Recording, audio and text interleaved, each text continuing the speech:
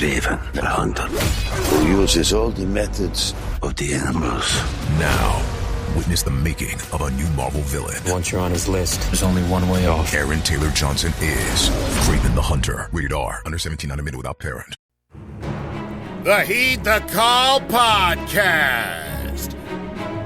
Never drops a ball before crossing the goal line.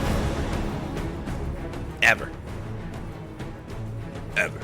I like now that they announce things. I don't know what compels these guys to feel the need to drop the ball. All right.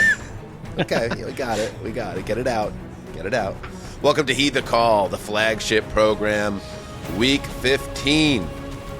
The Sunday that was. Dan Hanzus here with Conor Orr, Justin Graver, and my fabulous partner in crime, Marc Sessler. Marc, this is the dog days of the regular season.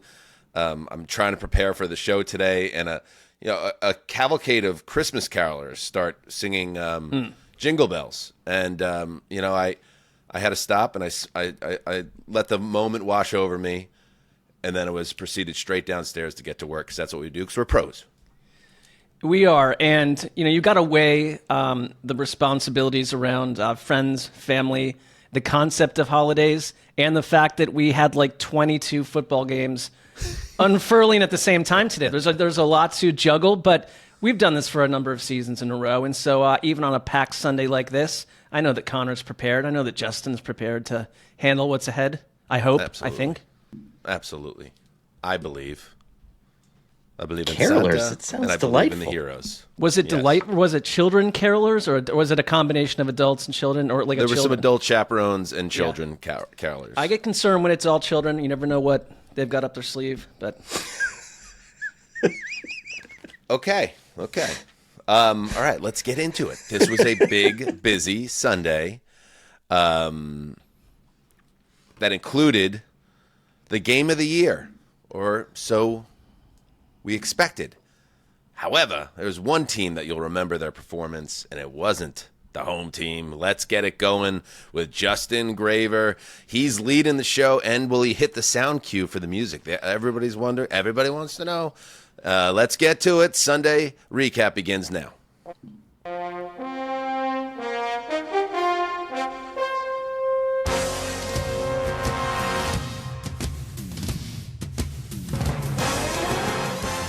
What is real football? Nailed it. Is it tough, physical, defensive battles, a team grinding out a win by imposing their will? Or is it this? The highest scoring game of the year, 90 total points, 1,080 total yards, 58 total first downs. There was hardly a lick of defense played today in Detroit, but who could blame these two units, each banged and battered and facing one of the best offenses in the league? And as good as Jared Goff was, with over 500 total yards and 5 touchdowns, Josh Allen was simply better. Unstoppable even. The MVP, dare I say, the best football player in the world at this current moment. Did the game turn on an ill-advised onside kick by Detroit with 12 minutes remaining? Maybe. Would the Lions have stopped the Bills if they'd chosen to kick that one deep? Probably not. The Lions forced just one punt on the day, and the Bills come out on top, 48-42. Yes. Not my favorite type of game. I know some people love it, especially fantasy heads. They're going to love that game because of all the yardage and scores and all that. But there was, and it spoke to me, guys, the desperation. And I hated the move that Dan Campbell made there. Me too. With the onside kick in that spot, that was, the move you do when, time's running out. And they still had what? How much time was left in the game when that 12 happened? minutes. 12 minutes, yeah. 12 minutes to play, and to compound matters, it gets not only recovered by the Bills, but they run it down into the 10-yard line, and then all of a sudden they score another touchdown, and it's like that made me worry about the Detroit Lions, and we'll get to that because I think there's a conversation we had about this storybook around the Lions and whether it's going to be a happy ending with all the issues they have on one side of the ball. But I agree with what you said there. Justin, that Josh Allen, I think, is playing at a higher level than anyone else in the world right now at professional football. I will also say this, Mark. I'm thinking back in the history that we've been doing this show, and we've seen some incredible quarterback seasons. But have I ever seen a guy dominate the league and play the position better than Allen does right now? And I can't remember a guy that's toying with the league at this level in all aspects of the game. So the Bills are in very good position with this quarterback. Well, yeah, it's the way that he does it, because you could pinpoint a couple seasons by like a Drew Brees, who, breaks the completion percentage record and is an absolute surgeon, but he wasn't this. This is someone who, in the past 2 weeks alone, Josh Allen on the ground and through the air has accounted for 854 yards and 10 touchdowns. I mean, that is insane. And then even on a day like today, where you get Lamar Jackson doing what he's doing, and we'll talk about that, I think that the MVP race is wrapped. They face the Pats, the Jets, and the Pats over the next 3 weeks. This was the game to go do it, and it couldn't have happened with more emphasis from Josh Allen and just the offense in general. He was awesome in this game, and so was Ty Johnson. Yeah. Oh my goodness, the 2 catches that he made on that early drive, and Josh is always obviously defying time and space, he's in a far corner of the field and he's making these throws, but this is a guy out of the backfield that's making big time catches in tight coverage, and once you clear Stefon Diggs, there's been so much room for so many more people to develop in this offense. And God, it's been fun. It was Khalil Shakir last week, and every week we're finding new weapons at some point. Well, I think what was so impressive about the Bills attacking, the game plan in this one, was they know Detroit's going to run a lot of man coverage, and they know the linebackers are banged up and you got backups in there. And so they had these isolated matchups where they knew they were going to get the running back in space against a linebacker. And Ty Johnson by himself had 3 or 4 catches of 20 plus yards. And I think Ray Davis had one too. And then Ray Davis had the touchdown that came right after the failed onside kick attempt on a 4-second touchdown drive by the Bills. So they weren't getting those same explosive plays from the running backs in the passing game in the second half. And I think that was an adjustment that Detroit made, but they did so much damage in the first half, and then they did damage around the goal line, that they didn't need those explosive plays the same way in the second half. But that was something credit to Joe Brady for identifying that and scheming it up this week. And that switch to Joe Brady looks, again, like one of the smartest things that Sean McDermott's ever done. And I'm with you on the onside kick. And I think there's 2 things happening here. It's your head coach doesn't trust your defense, not only probably in general right now, but specifically in this situation. So does it force already the most aggressive head coach in the conference, in the league, to even take it up a notch? Because you kind of just sense that if you're going to kick it off to the Bills, they're going to go on a 6-minute drive that takes the entire game away. I think that's, in context, that's why that wouldn't happen in another situation. But here it was it's this or nothing maybe if you're Dan Campbell. Yeah, and I guess that's what I didn't like about it. First of all, you have to declare it now with the new rules, the stupid rules that they put in this year. So there's no aspect of a surprise on it. And it is an acknowledgement that we literally can't stop you. And the only way we could possibly get back into this game is to steal the ball via a turnover and onside kick. And it's eye-opening when you think about who did that, because the Detroit Lions obviously have been this team. They were number 1 in our power rankings going into this game. Don't think they're going to stay there, but stay tuned for the midweek show. So it really, the idea, and I'll give Belichick a little bit credit. I know he's busy down there in Chapel Hill now, but he called it a couple of weeks ago. That's just wait. The Lions are still getting to the quarterback, and the defense looks like it's holding it together post Hutchinson and all their other injuries. But you start playing big time teams, how's that defense going to look? And it does not look good. It's going to hobble them, I think, for the rest of the way. And now I really, for the first time, I worry whether they'll be able to make it through the NFC, or they're going to have another bad day like this. Now, there's only one Buffalo Bills team, Connor, and one Josh Allen right now. But this defense, if it doesn't find some answers, they're done. They're going to get picked off in the playoffs by whether it's a Green Bay Packers team or a monster Sam Darnold game or whatever it could be. Detroit feels vulnerable to me for the first time. They feel vulnerable if they don't decide to fundamentally change how they play. And I know that their style is like an overall team complement. It's like, this is how we want to play because this is the kind of team we want to be. But at some point, like Justin said, you're so thin at certain positions that you can't play a lot of man defense. You can't play a lot of physical football. And so, Aaron Glenn was more of a coverage guy last year. I mean, they were dropping back a lot more. They were letting things come to them more. I do wonder if they would kind of try to pivot more to like let's put an umbrella on this defense and let's just give our offense a chance to score 28, 29, 30 points a game. All right, so the Bills already have the division wrapped up. Yes.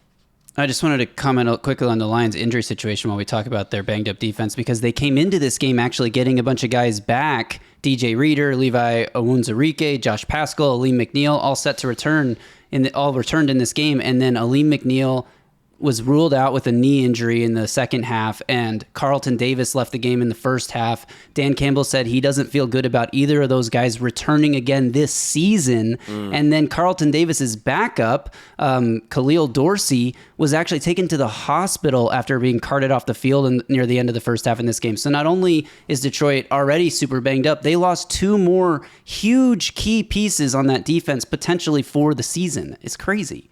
Yep, and they are now tied in the loss column with the Minnesota Vikings. It's going to be a dogfight just to win that division. So they have at Chicago, at San Francisco, and then home versus Vikings in Week 18 in a game that's got maybe Sunday Night Football written all over it.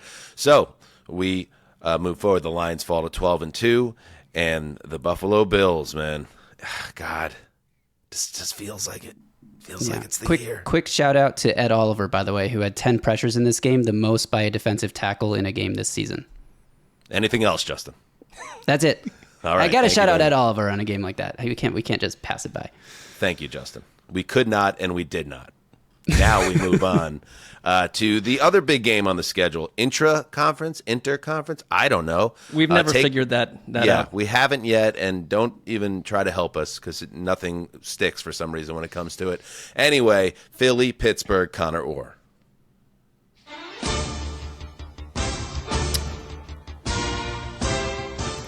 Answering all the questions I had about this team in a dickish manner that only a group of people from Philadelphia could, the Philadelphia Eagles slapped the Pittsburgh Steelers around on Sunday like a ginned-up mommy after book club in a 27-13 pummeling that barely featured Saquon Barkley and saw an immediate and productive relationship between A.J. Brown and Jalen Hurts. Go figure. Sometimes a hoagie can change its stripes. A hoagie. With 10:40 remaining in this game, down by 2 scores, Mike Tomlin punted the ball away, unaware that he would never be on offense again. 21 plays, 88 yards, 10 minutes and 29 seconds. Good night, Irene. The Steelers lose. Yeah, and the Eagles win. And shout out to the Eagles, man. I think, Connor, you and I were pretty hot on the idea of Pittsburgh maybe humbling Philly or potentially putting a stagger. And there was some, some of the stuff that happened around Brandon Graham and the quarterback and the wide receiver. And maybe this would be a situation where the Eagles lose their way. And yet they just took care of business in this game. And I thought that, Connor, is this a game that ever felt like it was in doubt? Because from where I was watching it, it seemed like Philadelphia, even when the game was close in terms of the score, they were just kind of toying with the Steelers, which is a team that hasn't been toyed with by anyone this year. They were, and what was cool about this game was I thought it was one of Kellen Moore's best games, and you could see him using Saquon Barkley as a decoy a lot strategically. Like a lot of times he would put him in a motion in the backfield that would relay to Jalen Hurts kind of what kind of coverage is, the reason you use motion. But a lot of times it would suck a defender out of the gap, and then all of a sudden he'd put the ball right on A.J. Brown in that space, or you'd run a design run to Hurts. And I thought that that was the real money-making scheme in this game, was making them think that this was going to be another Saquon Barkley stomp fest, but then just using him all over the field as a little bit more of a decoy to get that passing game going. And if you feed A.J. Brown early, like, he is a similarly dominant presence. I mean, this guy was just crushing people in this game early, and they kept going back to that well. I mean, they were 10 for 17 on third down. That is unusual. That just does not happen that often. And, we're trying to watch this along with the other games. Like, it looked like one of their more complete passing performances, especially in the first half. And you said it, to do this without Saquon Barkley, who's been the guy to hammer people endlessly down the stretch and be used as much as anyone on the field, was huge. And they overcame the gigantic day from TJ Watt before he got hurt at the very end, because he had the strip sack. He had the second major takedown of Jalen Hurts. And they survived those moments where you thought Pittsburgh could get back into the game. And it's like, it's a leveler performance to me. It's like, okay, Pittsburgh is back down where we think they are, because had they ever pulled this off, I'm like, what are the Steelers able to do? Now I'm pretty sure what they're not able to do. Let's see. TJ Watt after the game, no boot or crutches for Watt post game. He said he rolled his ankle, X-rays negative, so that's a good sign for the Steelers. They actually clinched a playoff berth today, even with the loss, because of losses by Indianapolis and Miami. So Pittsburgh is going to be in the playoffs now. It's just a matter of staying healthy and trying to get there with some sense of momentum. With Barkley, because I know he went to the tent in this game, was that? And you were saying they were using him as a diversion in some level. Was he really banged up, or what's his status?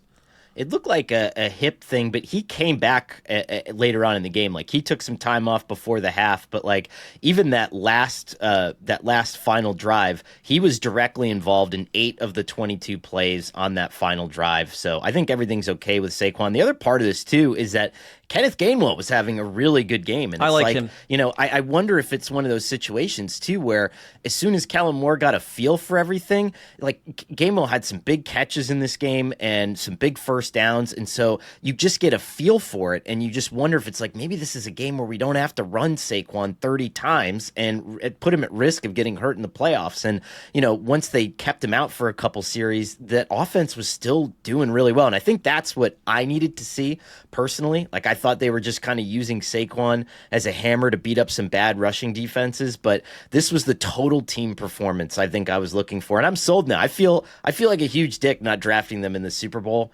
contenders thing and making a big fuss about it, because this team looks awesome. Yeah, that Pittsburgh, how often did they even have the ball in the second half? I think it was 6 minutes of possession. Total. Wow. Yeah. That one drive was insane. I love drives like that. And the craziest part about that final drive was the Eagles were in 3rd and 13, 3rd and 12, 3rd and 10, and they were just picking up these massive, gutting first downs. It wasn't like this. It wasn't like an Army drive where you're just 2 or 3 yards at a time. They needed some big passing plays, and I completely changed the way I thought about this Eagles offense. And to your point, that 21 play drive to end it, but the two before it were a combined 26 plays, 2 13-yard marches, and that's unusual for the Steelers defense. They were dominated, and that has to be concerning. 21 plays, and they didn't even score. Yeah, here it is from Jimmy Kempski. Just end the game. Last 3 drives, 13 plays, 47 yards, 708 field goal. 13 plays, 74 yards, 633 touchdown.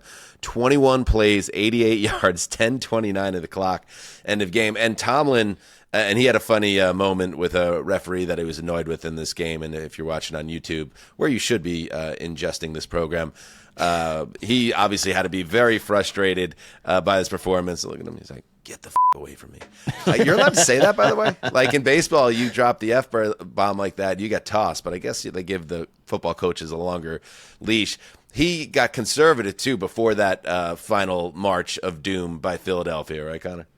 Yeah, you handed them the ball, and it was weird. I thought that the Steelers offense had some moments, but a huge Najee Harris fumble in this game that I think really kind of turned the tide of this entire thing, and it just sucked out any remaining momentum. But nice, a fun play call. They had I've never seen a flea flicker off of a toss play where it was a toss back, and then Jalen Warren ran toward the line and then threw it back to Russell Wilson, and then they threw the ball downfield. So there were some creative play calls and trying to kind of generate a little bit of offense, but it just wasn't nearly enough. These two teams are on a different tier at this point.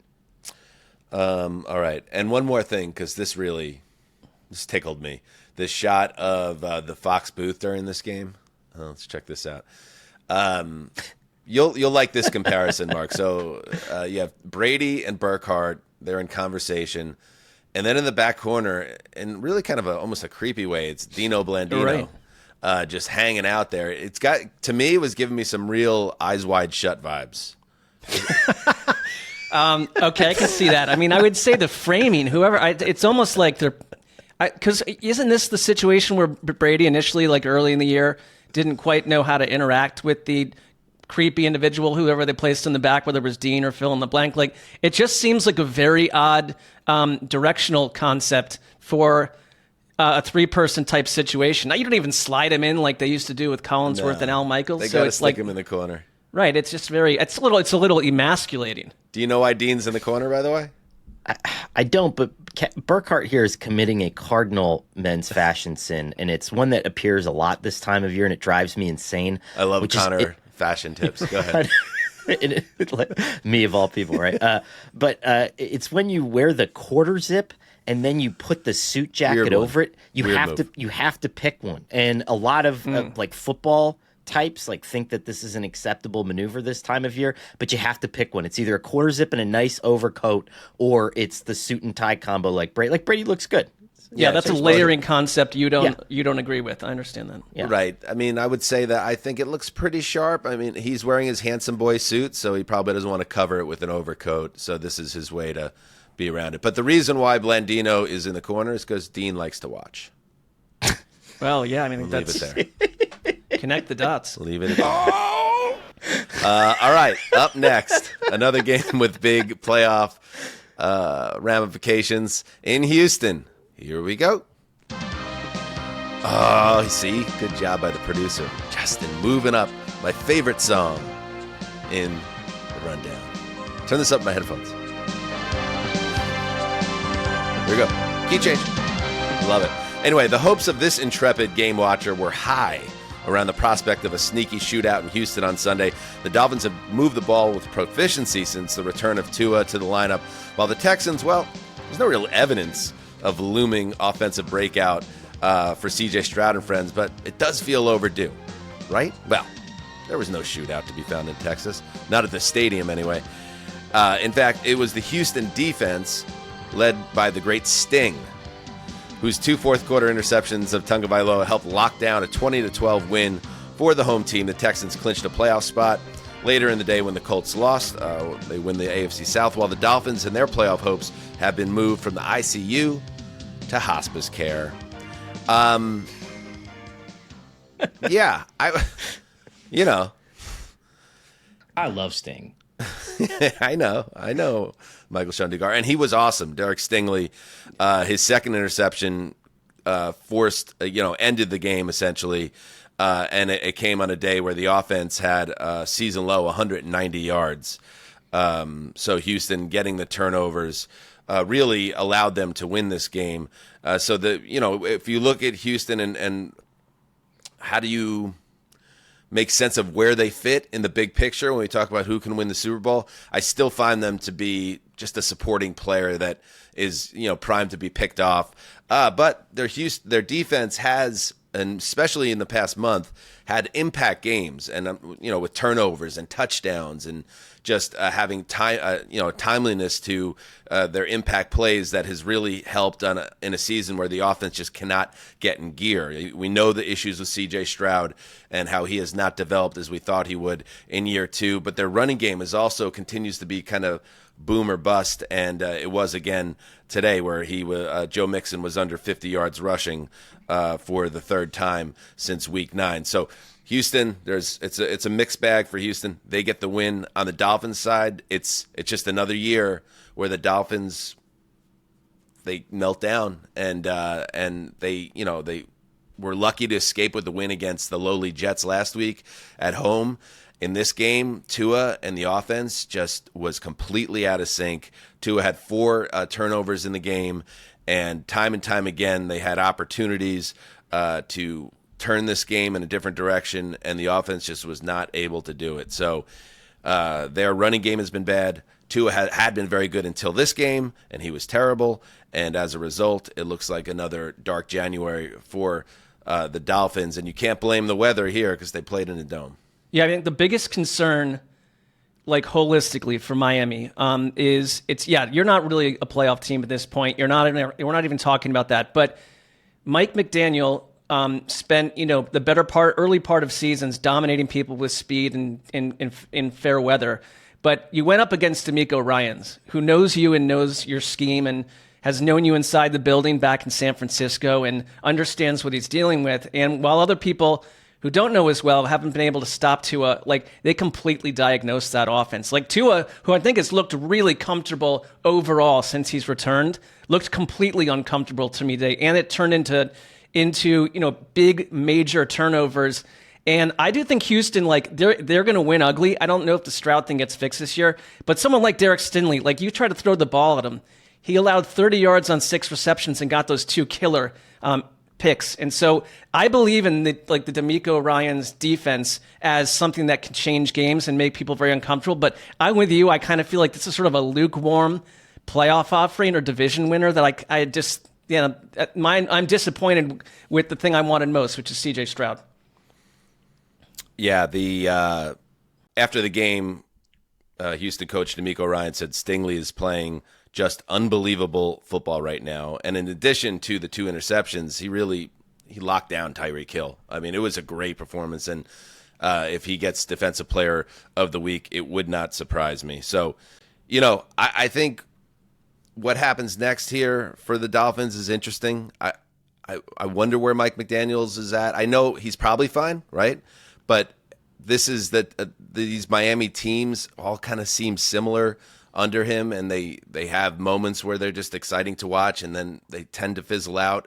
And Connor, I don't know, do you feel like he's definitely safe at the end of this year right now, Mike McDaniel? I think the Dolphins are always in that category where you put it under, and it's like a weird thing to talk about, but it just comes up a lot, which is their owner is kind of near death, and it's and it's like a weird thing because it's he wants to see a Super Bowl now, so he'll just do something silly and just, the whole concept of that is flawed, but I do think it comes up, especially when you're talking about the Dolphins. But I really think that there's been so much more good. I mean, if you look at and understand this doesn't matter to a lot of people right now, but the NFLPA survey, they're always the number one favorite team to play for in the NFL, favorite team to work for. There's a lot of good things that happen. And so I think I would be completely shocked if they ended up moving on from him. One other note, there was a very, very scary injury in the third quarter. Miami receiver Grant DeBose taken off the field on a stretcher after a nasty helmet-to-helmet hit over the middle.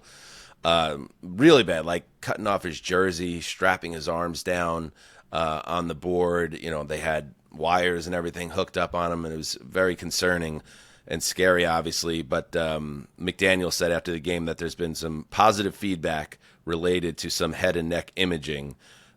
He'll stay at the hospital overnight, and they're going to find out more on Monday. So that shut down the game for 11 minutes, and it looked really scary. For the people that spend every day with him. I know it's cliche to be it's hard to go out there and play again, but you just don't know how some of the people on that team maybe floated away mentally after that. Yeah, the Dolphins' playoff hopes, by the way, have nosedived. I think they're down to 4%. Playoff probability. So that was a game they needed, and they came up really flat. And yeah, it just feels like the Dolphins in their current iteration are just stuck in the mud a little bit in terms of development and being able to unlock the next level. McDaniel will probably get another chance next year, but this is a very disappointing outcome to this season. One last stat from Next Gen. The Dolphins generated negative 48 rushing yards over expectation against Houston. Run game's been terrible. Devon Achane cannot get into open space, and in general, just a very disappointing game for Miami. All right, let's take a break, and when we get back, more Week 15. Oh, man, it is the best feeling when clothes fit good and look good. That's exactly how I feel about my clothing from Doer. I put on this shirt, and I'm not lying. It fundamentally changed the dynamic of my relationship with my wife. I just think she immediately complimented it, and the compliment for my Doer shirt is a compliment for me. So it's strengthened my marriage. I mean, what else can I say? I mean, that's the power of Doer. So trust me, if you haven't ordered your own Doers yet, now is the time. Doer has styles that can be worn all year round.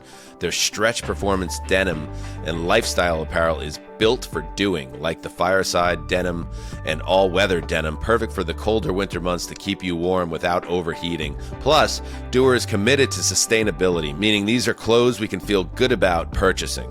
Do what I did. Upgrade your denim with Doer. Check out Doer's flagship stores in LA or Denver, or shop online at shopdoer.com/HTC.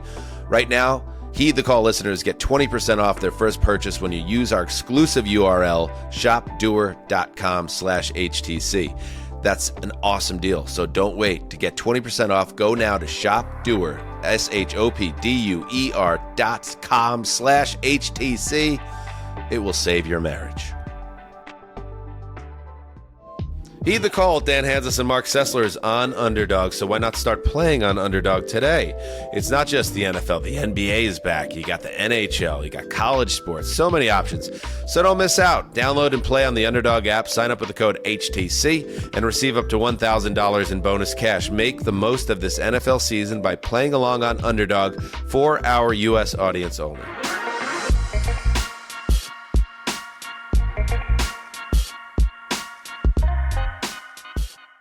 The search for truth never ends. Introducing June's Journey, a hidden object mobile game with a captivating story. Connect with friends, explore the Roaring '20s, and enjoy thrilling activities and challenges while supporting environmental causes. After 7 years, the adventure continues with our immersive travels feature. Explore distant cultures and engage in exciting experiences. There's always something new to discover. Are you ready? Download June's Journey now on Android or iOS. All right, we are back. Lots to get to, so let's dive right back in. Sess Dog, take us to SoFi. I know you love to go there. Who are the Tampa Bay Buccaneers? Every time I looked at Baker Mayfield's face today, it was beet red, like a wild, uninvited townie smashing beer cans on his own forehead inside a frat house. It was everything Baker promises. 3 of the best throws you'll see all day, a killer interception, a near second pick, about 50 yards in rushing taken away by penalties, hobbling around early, then the fire of God in him as points came raining down against the NFL's previously top-scoring defense. Baker and Mike Evans, Rick and Cliff, Lewis and Clark, Ernie and Bert. Okay, maybe not Ernie and Bert, but the kind of duo with the power to shock a playoff heavy. Bucks 40, Chargers 17. Wow. I think this is one of the most surprising results of the month. Like I totally lost track of this game, Mark. Like I didn't have it on, and then I just happened to catch the score bug at one point, and I saw the 40. I was like, "What the hell happened?" So what the hell happened? It is even atypical for what this offense has been. Mayfield had not thrown a true deep touchdown since week 7. He had 2 today, and it had. I think part of it is that he was going up against Mike Evans, up against an inexperienced aspect of the Chargers secondary, and absolutely took control. And it wasn't just him. Jalen McMillan is a really good wide receiver on this Bucs offense as well, and Baker was just on a heater. He had one really bad pick, and then on the next possession, they fumbled. He didn't, but one of the running backs did, and it seemed like the Chargers were going to be into this. But the other side of the coin, while the Bucs were just going wild, and they can run the ball so much better under Liam Cohen, is that Justin Herbert, and Mark Sanchez said it right away. He's like, I was watching Justin Herbert before this game, and he does not look physically himself, not comfortable. I mean, he was beat up against the Chiefs, and he couldn't really move, and that aspect to his game was diminished. He moved a little bit, and it didn't look like a complete disaster, but then the Bucs today stopped the run and started punishing Justin Herbert. There were a couple hits he took that I thought could have been roughing the passers that weren't, but there might have been 5 or 6 instances where his teammates had to literally pull him off the turf. I mean, he was beaten up, and they couldn't run the ball. We were told that this is going to be one of the AFC's premier ground attacks, and the Bucs shut it down, put them in a bad spot, and even though Ladd McConkey is, I think, arguably the most productive rookie wideout this season, like without him and beyond him, he played well today, but once they took that away, they don't have anywhere else to go. And they're like the team I'm concerned about as much as I'm about the Texans, where it's like, I think today showed that they can be completely controlled and overpowered by a certain type of offense and a certain type of defense. Yeah. That the AFC playoff picture, you're trying to say, okay, how does this get juicy? Well, Denver keeps winning. We'll get to them later. So they're in good position. But, yeah, you see an outcome like this, and, yeah, we're hearing now, like earlier in the season, Connor, that Herbert's beat up. And they've had their injury issues, obviously. Like the Chargers could be vulnerable here, and Charger fans don't want to hear that because Chargers going to Charger and all that. And that's supposed to go away with Jim Harbaugh. But an outcome like this makes you wonder what they have left in the tank as we come down the stretch. Yeah, and I don't know, like, when we get to this time of year, like, we say, well, it all proves out, and it means that this team is one thing or another, and I just think that Los Angeles did take advantage of certain stretches of their schedule. I think they're a little bit better than they were last year after gutting some talent, but this is kind of who they are until they can put a serious weapon set around Justin Herbert, and they can keep him upright reliably, and they can give him some time to get healthy. I mean, I don't think this is like some sort of massive referendum. I mean, I picked the Buccaneers in our Super Bowl draft a couple weeks ago because they can do this. I mean, they did this to the Philadelphia Eagles early in the season. They did it to the Detroit Lions. Like, this is a team that can just go berserk and kick the crap out of you. And especially with Mike Evans. I mean, you know, it blows my mind how well Liam Cohen was able to utilize like Evans and Cade Otton to just create these massive bunches where fast receivers could run around them into wide open space. Like, he was on a heater today too. So it was, you know, I don't worry about the Chargers because the Chargers were never really supposed to be that good this year anyway. Yeah. The one thing that Liam Cohen did today, which you like to see because it's how people just assume like a Shanahan is every game, is that they got into a flow in the second half where they could do no wrong. And I think it depends that it is the Chargers have had a really good defense no matter what, and like it didn't matter. Like they just were absolutely getting everyone open and punishing with the ground game. They didn't have that last year. Gravedigger. Yes, Mr. Gravedigger.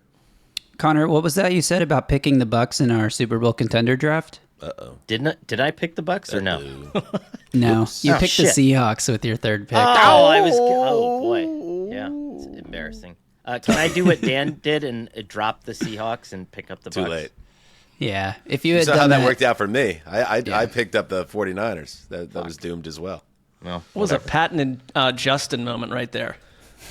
Hey, he's Just wanted to set the record straight for our Well, we know listeners. we who know might be that's true, and confused. that's honorable. right. We know you like to set it straight. We get that about you. And if now that I've introduced the idea of a Chargers collapse, let me try to set some Bolts fans' minds at ease. And I'm sure you already know this, but they finish home Broncos at New England at Vegas, so you should be okay. But yeah, there's a little doubt creeping in after that game. All right, up next we head to Duval. Connor. Yeah. The directive was clear from Jeff Ulbrich to his unit on Sunday. Whatever you do, please don't lose to that squirrely little shit Mac Jones. We're going to fake punts. We're going to go for it on fourth down. Whatever it takes, and the team heard that message loud and clear. You've got it, boss. Let's come as close as humanly possible to losing to that squirrely little shit Mac Jones before mounting an impressive but still fundamentally bizarre game-winning drive. Jets 32, Jags 25. Devontae Adams was unleashed. 9 balls for 198 yards and 2 touchdowns in the second half. Hey-o. And the Jets, for the first time, won a regular season game with Jeff Ulbrich. Danny, who's going to stop this team, baby? Let's go. Oh, man. You know, seeing this version of Aaron Rodgers since the bye, he's playing at such a higher level now that it just makes you think. And You're almost there. It makes you wonder if the idea of bringing Rodgers and Devontae Adams back. Yeah. I don't know. Let's see what Keith has to say. His name is Keith. He's Dan's dad. Without a doubt, he's a big Jets fan. What is he gonna say about Game Green today? What is he gonna say about Game Green today?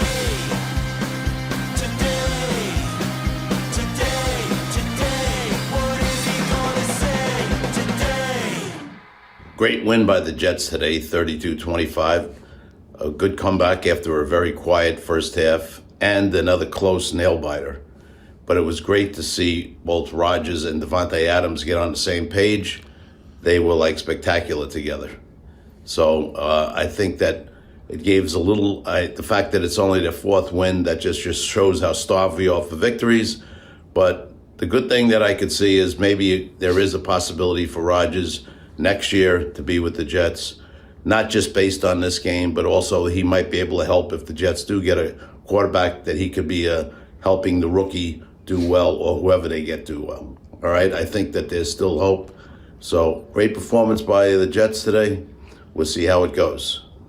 Yeah, see, we're all Jets fans. We're all kind of getting sucked in a little bit. It doesn't take much because there's a lot of reasons why you do move on from Aaron Rodgers and why Davante Adams should just be a one-year rental. But there's also this weird thing that if you look at Rodgers' stats now, he's up to 3,300 yards, 23 touchdowns, 8 interceptions. This is so dark, but it's one of the best Jet quarterback seasons I've ever seen in my life. So that tells you where the bar is. And in general, Connor, the way he scrambled for like 50 yards in this game, he just looked much more like the Rodgers that we know. And it just, if nothing else, it should be giving management pause and thinking about what is our plan and does he fit in, even if he's not the quarterback long term at this point. Well, can you do it the right way? And I mean, they've had some good play. Like their offensive line played really well today, right? And that's something where Aaron Rodgers took the longest amount of time to throw the ball all season. He had like a 3.14 time to throw, which is forever in his world, right? And he only got pressure on like 10% of his dropbacks, right? So you get these games where he can get into a flow, where he can pick up the field and see it the way that he wants to see it. This is what you're going to get, but can you build it the right way and make this a consistent thing? I mean, you're not relying on older offensive linemen. You're not relying on different things. Like, there's a way that this works. There was always a way that this works, but there were fundamental flaws in the plan. Well, I mean, I think the problem, and it's a good experience for Jets fans to feel what you feel today, and that like, come on, we've been waiting for this. But organizationally, it's in a very Jets situation where you're pondering the concept of bringing these two people back, but you don't have a general manager, you don't have a head coach, and you've got to foist. That's the first thing that they have to say yes to is the Aaron Rodgers experience and everything that goes with it as part of day one. Part of me is just like, this is such an important process for them. Like, really? I mean, we really think we're going to get this like all next year from Aaron Rodgers? Like, I would almost say that it's not very fair to the next regime, whoever they are, to saddle with them with this out of the gate. Yeah, and that's certainly a fair way to look at it. And I guess just the flip side is, but if he's a quarterback that's still playing at a pretty high level, doesn't that help the next regime also? But if they do draft a rookie, it doesn't force them to put him on the field necessarily. A lot of stuff to figure out on that end. Before we move on, we got to talk a little bit more about that's the only thing I really want to talk about is Mac Jones. So good. Connor, like Mac Jones, I tweeted this, and I know we were like in lockstep as we were watching this game. Like, I'm going to miss that guy when he's gone. I don't know how much longer he hangs around in the league. Who was on the call in this game? It was I believe it was Schler. Wasn't it Schlereth and check that for us, Justin. Here was the explanation of at one point a replay of a Mac Jones scramble, and I just loved. Was it Schlereth?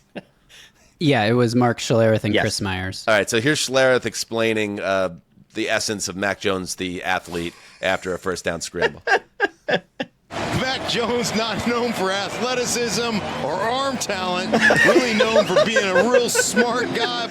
Real smart guy. So that play, just to describe to everybody what happened, like Mac Jones got out of the pocket and kind of attempted like a backward spin, but was basically just like throttling his body at a defender and almost got like helicoptered one way. And he was so like, He did so many funny things in this game, and like I don't know if there's any college basketball fans listening to this, but like Grayson Allen from Duke, who would just like punch guys in the balls all the time, like that's what Mac Jones was doing. Like he ran to the sidelines to go out of bounds, and I think it was him and Javon Kinlaw came face to face, and he wouldn't go out of bounds. He just stood there. Like in bounds, and then walked out like sarcastically.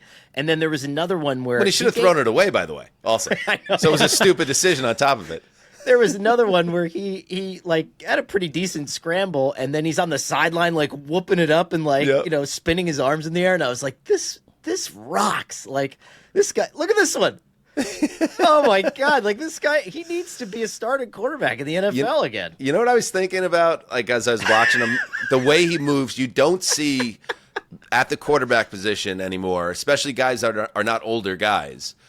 Someone that looks that unathletic playing the game anymore. Yeah, he's definitely like a throwback to a 1980s type quarterback.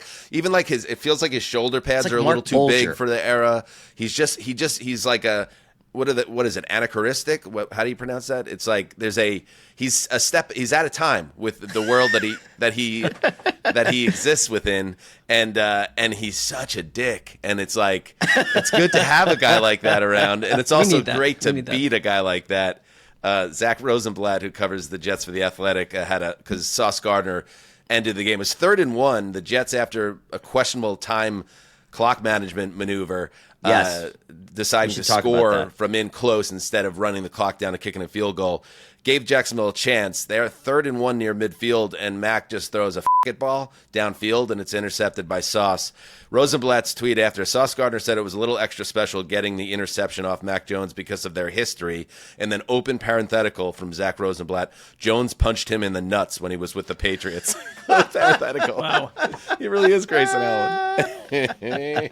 Justin has a good note on the celebration.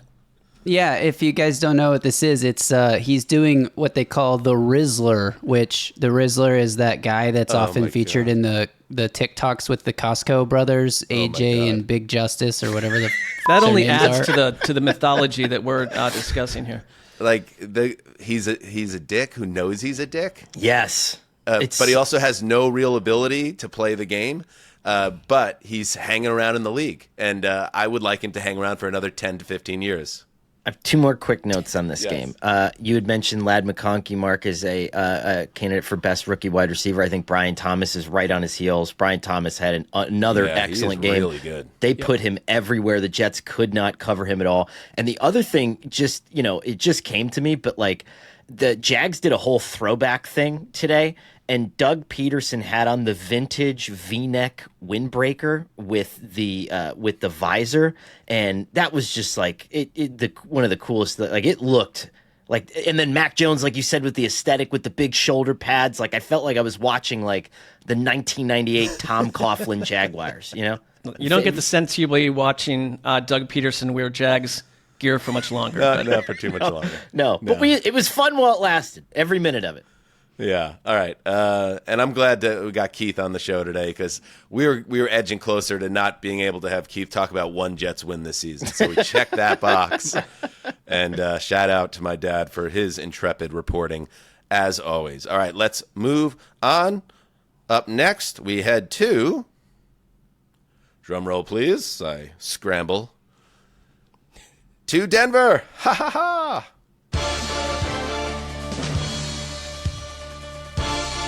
Oh, Jonathan Taylor, my man, my dude. You won a lot of fantasy leagues for people a few years back, but the years since have featured a distinct lack of, shall we say, memorable moments. You changed that narrative on Sunday, but not in the way I imagine you would have dreamt it up. Yep, Jonathan Taylor became the latest NFL player to drop the ball before reaching the goal line on a walk-in score. I don't know what compels these guys. I don't know what it is, but they got to drop the ball. All right, we get it, buddy. Anyway, it's a blunder that kept the Colts from going up either 13 or 14 points on the Broncos in the third quarter in this game. Instead, Taylor's blooper was the catalyst for a uprising for the home team and the beginning of the end for Indy and its flickering playoff hopes as the Broncos scored the game's final 24 points after that. in a 31-13 win. Just brutal. Tough. Colts, man, they're a tough watch. The Colts are a tough watch on offense, obviously, especially because they don't want to talk about it, but Anthony Richardson cannot throw the football, at least at not this stage of his career. He had another one of his scattershot days where the stat line was hideous. And could his receivers help him out? Sure. Would it have been nice if Alec Pierce could stay healthy? He exited the game, I believe, with a concussion. Sure. But another sub 50% completion percentage day for Richardson, who was under 100 yards until, picking up some garbage yardage late in the game. He threw 2 interceptions in this one, and Taylor with the blunder that kind of will probably be how we remember this Colts season. So the Colts drift away at 6-8, and the Broncos now have a chokehold on a playoff spot. They're 9-5, and they did it on a game. Listen to this, Sessdog. They won. They put up a 30-burger in this game. They had 193 total yards of offense, averaging 3.2 yards per play in a game where Bo Nix threw 3 interceptions.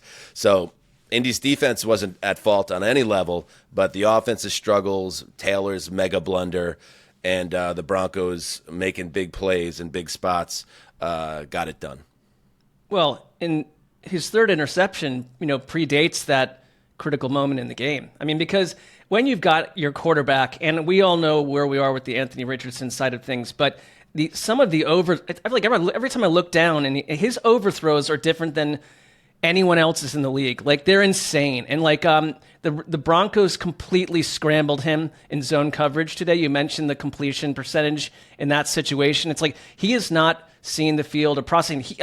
On that first drive when he ran the ball, and it's like that's why we like him. But I almost feel like to use him in like sub packages or something, because he's hurting you too often, and you get 3 interceptions off of Bo Nix, and soon after that fumble happens, like that's where I think you get a little outrage with Jonathan Taylor, where it's like you got to do everything you can to establish what would have been a 20-7 lead against the best score. They became the best scoring defense, the Broncos, today because of what happened to the Chargers, and they're legit and they're real, but they were hurting themselves with mistakes, and the Colts just handed over their playoff berth, like season over with a lot of questions. There was like a third down in this game where Anthony Richardson, it was like a 3rd and 7, I think, and he had the ball in his own end zone, and he went to throw it and it wasn't there, and he tucked it, and then he started to try to like back scramble and eventually did get himself out of the end zone. But that was one of those, like, you get 4 or 5 of those a game where you're just holding your breath and you're like, God, what is he doing? And I guess when you're that big and you're that fast, like, more often than not it works out for you. But I mean, that at that point they were leading. It's like, just get rid of the ball, just get rid of it, but he's not there.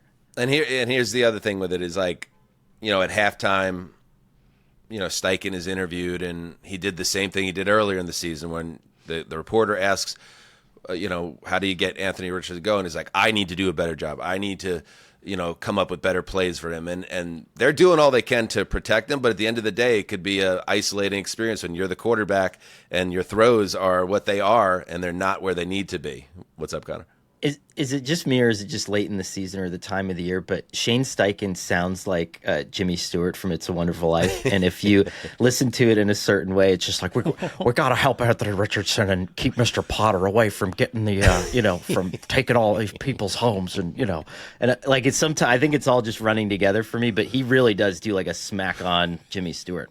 And Steichen also, because the offense is not functional, the passing game, they resort to trying to get cute, and that led to a total disaster in this game. They're down 17-13 with 12:29 to play. They call it a double pass, where it was Richardson threw it to Adonai Mitchell, who attempted to throw it back to Anthony Richardson. What could go wrong? And Nick Bonito, who's been having an awesome year, stepped in front of Richardson, picked it off in midair. It went down as a fumble recovery. It was taken to the house 50 yards for a touchdown, and the game was pretty much over at that point. So, yeah. He did like a triple hitch like he was in high school. Like, he had why time is 80 to, like, why is 80 Mitchell involved in that play to begin with? And secondly, like, what are we doing here? I mean, I don't mind a creative approach to get out of a jam, but like that was one of the more like dangerous type of trick plays out there. And I mean, Benito made an incredible That's what cut I'm on saying, it. though. I think because they're running he's probably looking at that play sheet. He's like, what can I call to move this offense with having a running back that doesn't hold on to the ball when he's near the goal line, a quarterback who can't hit the broadside of a barn. So let me dial into my bag of tricks to try to steal a touchdown here. And, everything's connected, I guess is what I mean. So on the Denver side, yeah, not the prettiest game. Knicks has now thrown, I think, 5 picks in the last 2 weeks. Keep an eye on that. But at the end of the day, they did a nice job taking control of this team and taking a game from a bad team. The Colts are not a good team, and thankfully they will not be a team we have to watch after the end of the regular season. All right, let's take a break, and when we come back, more Week 15. Are you playing on Underdog yet? Maybe you don't love the idea of building a pick'em entry. That's okay, because Underdog also has streaks. Enter for as little as $1, get a nice streak going, 1 pick at a time, and you can win as much as 1,000 times your entry. Or if you build up a streak and don't want to risk it anymore, you can cash out your streak anytime. So download and play on the Underdog app, sign up with the code HTC, and receive up to $1,000 in bonus cash for our U.S. audience only.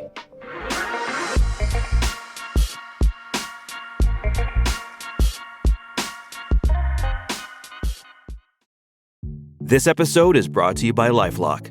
The holidays mean more travel, more shopping, more time online, and more personal info in places that could expose you to identity theft. That's why LifeLock monitors millions of data points every second. If your identity is stolen, their US-based restoration specialist will fix it, guaranteed or your money back. Get more holiday fun and less holiday worry with LifeLock. Save up to 40% your first year. Visit LifeLock.com/podcast. Terms apply. So, you want to be a marketer. It's easy. You just have to score a ton of leads and figure out a way to turn them all into customers. Plus, manage a dozen channels, write a million blogs, and launch 100 campaigns all at once. When that's done, simply make your socials go viral and bring in record profits. No sweat. Okay, fine. It's a lot of sweat. But with HubSpot's AI-powered marketing tools, launching benchmark-breaking campaigns is easier than ever. Get started at HubSpot.com/marketers. All right, we're back. Sessdog takes us to the Meadowlands.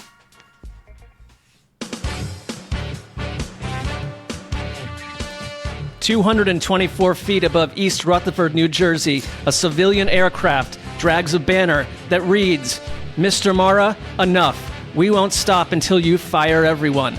The pilot is in another universe, thanks to a pure strain of electric Bolivian cocaine. Down on Earth, the Giants float through the workday, allowing Lamar Jackson to blow the doors off everyone's favorite Tiffany franchise. 5 touchdowns, 4 incompletions. When he's not ripping through New York's confused front, he's making Rashad Bateman look like the love child of Tim Brown. This is the Lamar Jackson who makes you believe. Big plays, soul-crushing gallops, and deadly accuracy. The game veers into hardcore garbage time by 3:03 p.m. Eastern. Our cocaine-fueled pilot lost forever over East Moriches Bay. Ravens 35, Giants 14. Yeah. Do we have proof that he was on cocaine? I don't want to get hit with a lawsuit. You know? I didn't name names, but I have, I've got you have sources? strong sourcing on this. This game went more or less exactly how everyone expected, Mark, huh? It did, but what I would say is that Lamar Jackson was so perfect that it's not surprising. He has more games with 5 touchdowns and 0 picks than everyone but Drew Brees and Tom Brady. I know that was floating around out there. But, when it was a 16.5 spread, it was like, oh, you might be able to nip in here if the Giants can hang around. Like, the Giants were just so completely out of it. And Tommy DeVito, everything went wrong. He got concussed right before halftime, and you're bringing in your third guy at this point. And Tommy Meatballs got Tim concussed. Boyle. Tim Boyle. Like, here's the thing: Tommy DeVito did not look terrible, and nor did they did not. They were passing the ball pretty well. It was just that the Ravens' offense was so completely unstoppable. They didn't even need to really use Derrick Henry much today. It was very Lamar Jackson based. He did it on the ground. He was absolutely precision passing through the air. And then suddenly, like, Rashad Bateman wakes up, and I think the Giants just looked to me mentally, spiritually shot. I want to say one little tiny thing about the Ravens that concerns me, because I don't know what to take from a game like this. You drop a hammer on a lost football team, Move on, but right. there was one drive where the Giants were able to puncture the Ravens defense, and it only happened for one reason. The Ravens penalties. And then it makes me think, there was a crushing group of penalties where on the course of one series, there was a roughing the passer penalty that put the Giants right back into it. Seconds later, a defensive pass interference on 1st and goal. Seconds later, there's Tommy DeVito is sacked out. He's sacked and it's completely wiped out by hands to the face. Then they run in for a touchdown and they're only down 14-7 at that point. It's that's fine. I knew that wouldn't affect today, but what happens when the most penalized defense in the league does this when it matters most against a real team? It's just a little crack in the armor. Otherwise, a pretty much perfect day for them. Yeah. You're a penalized guy, huh? I like to go penalized, but maybe you're more secure. I don't know. If I could have it back, I'd go flagged. I don't really want to even go down the road of that word, but... Yeah, I tend to think that you keep hearing... And now Belichick obviously is off the board also. Not that seemed like it was ever realistic, but that Joe Shane and Dable are safe. But I don't know. These are embarrassing, ugly games week after week for the Giants, and you just wonder. Now, also to the credit of, I guess, Josh Allen, or maybe to the fact that everyone just wants Josh Allen to win the MVP this year, because Lamar already has 2. We can't rule out Lamar winning the MVP still. And so on this another amazing day from Josh Allen, who's on an all-time heater, Lamar casually throws 5 touchdowns and just 4 incompletions today. So he could still win that thing, and he ran the ball better, probably listened to his mom's advice this week. Lamar is a bad man, and certainly that is not a done deal, the MVP, if this guy's playing at this level. We're really going to kowtow to these dumbasses in the airplane, though. Seriously. These Giants fans are upset because they're not winning games with their 4th string quarterback. Grow up, Yeah, what was the language again? It seemed almost a little bit, if you much. don't, we will not stop. Go ahead then. Fire everyone. What? Yeah, here it is. Relax. Right, it's very entitled. It's Mr. Mara. They called him Mr. at least, but Mr. Mara, M dash, enough.